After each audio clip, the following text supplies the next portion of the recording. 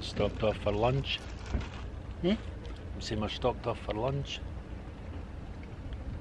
Anstruther, eh? We're here. Anstruther. This is us at Anstruther. Look at that beautiful ocean. I could do some nice paintings here. Hey Raymond.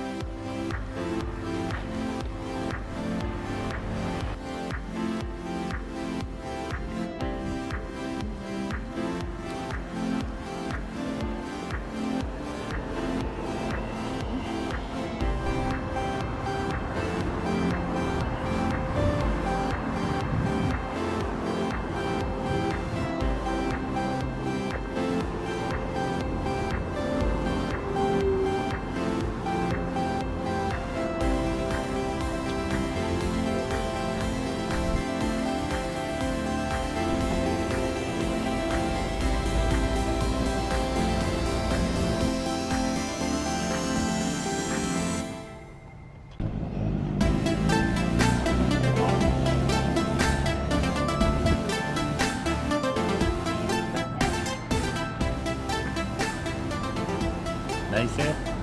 Anstruther. You ever paint ships? I'm going to do it one day, Raymond. I think I'm going to be. I think I'm going to do one of these galleon ships, the treasure ships. I'm going to paint one of them one day. Oh, aye. What will that be for? That's Ladder. Oh, aye, that's one of the long lines. That'll be for mackerel. That'll be for mackerel, Raymond.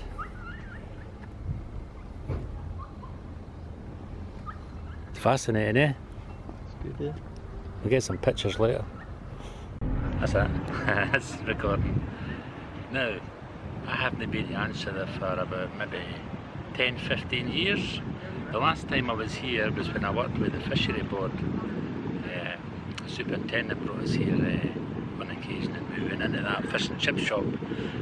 This queue a mile long here now, but it's a great fish and chip shop. That's the only time I've been here.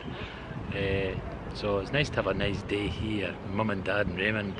But you can see we've got such a beautiful day.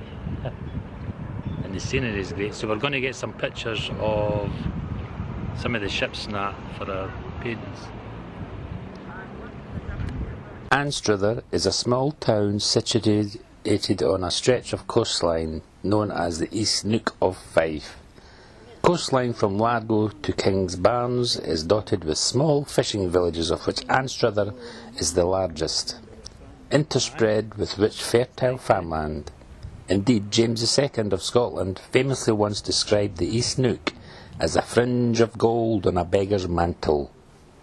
Anstruther's many shops and busy, attractive harbour make it the main commercial centre of the East Neuk of Fife. 50 years ago, this picturesque port was so busy it was possible to walk from one side of the wide harbour to the other by stepping from one fishing boat to the next. During the 19th and early part of the 20th century, Anstruther enjoyed its heyday as one of the main centres of the Scottish herring industry. Today it houses the world-renowned Scottish Fisheries Museum. The history of the fishing industry on the East Coast is captured in Anstruther's famous fishing museum. There is strong evidence that Anstruther was settled early in Scottish history, and there are a number of settlements that have been linked to the Picts. For instance, the remains of a Pictish cross slab was discovered at Kilrenny. The Isle of May, about 5 miles off the coast of Anstruther, became the site of an early monastery, and in the later medieval period became one of Scotland's most noted places of pilgrimage. It is possible to visit the Isle of May to see the archaeological excavations and view the birdlife. Boat trips are operated in the summer from Anstruther's harbour. In 1587, a Spanish ship which had been part of the Armada, the Spanish Armada, was wrecked off the shore. but its sailors were giving a warm reception from the townsfolk of Anstruther and helped to return to their native land. In the 17th and 18th century, the town continued to grow, with increasing emphasis on fishing and trading. Ships from Anstruther and other East Nook ports regularly sailed to ports in the Baltic, such as the Zinks, Gdansk, and to the Low Countries where there were sizable communities of Scots. Much of the trade took place as smuggling when import duties rose dramatically in the 18th century, and on dark nights and high tides brandy and rum were brought up the Dreel River. The smugglers' inn still remains, with a seaward door down to the burn. Tourism is now the major industry for the town. Anstruther captains were famed for their seafaring skills, and later in the 19th century a number were actively involved in trade across the oceans. Several in particular played a major role in the China tea trade. During the 19th century, as trading ships got larger, Anstruther increasingly turned to the fishing and the North Sea herring industry. Whole families would be involved, with men at sea or mending nets, and the women salting and packing the herring into barrels.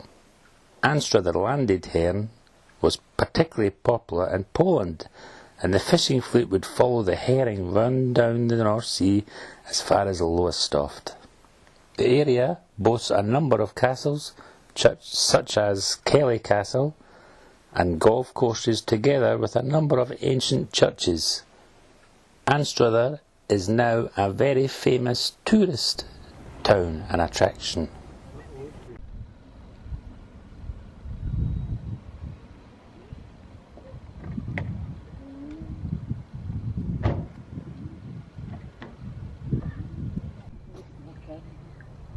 Right guys, this is where we leave Anstruther, and we're going to take, since it's such a beautiful day, we're going to take a trip over on the next point of the east coast to St Andrews Beach.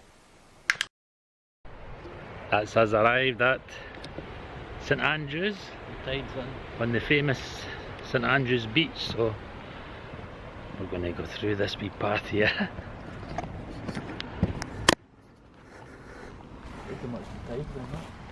Yeah, the tides came in. This is one of my favourite beaches. Me and Raymond's been here umpteen times. And just over there is RAF Lookers, where the air show used to be held, and we came up every year. Look at that.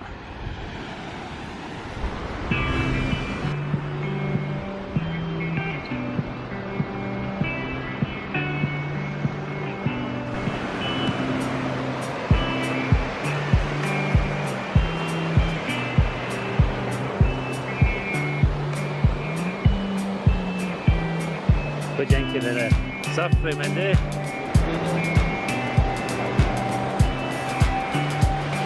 What a beautiful day.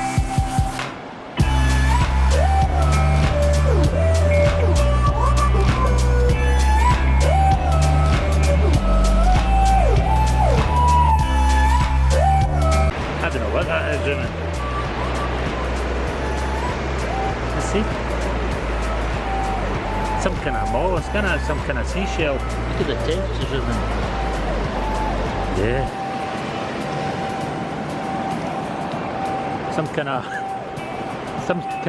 seashell or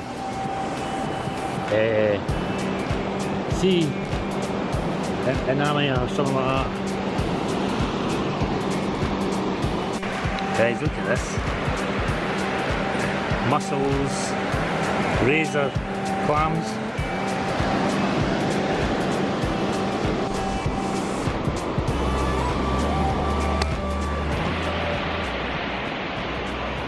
This is the famous beach that was on Chariots of Fire in that famous film. Well, this is the famous beach it was taken on. Isn't that right, Raymond?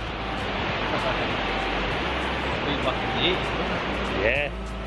Can you mind who the actor was, huh? Ben Cross, he died no long ago. So. Ben Cross. Yeah, this is the beach that Ben Cross was jogging along. Chariots of Fire.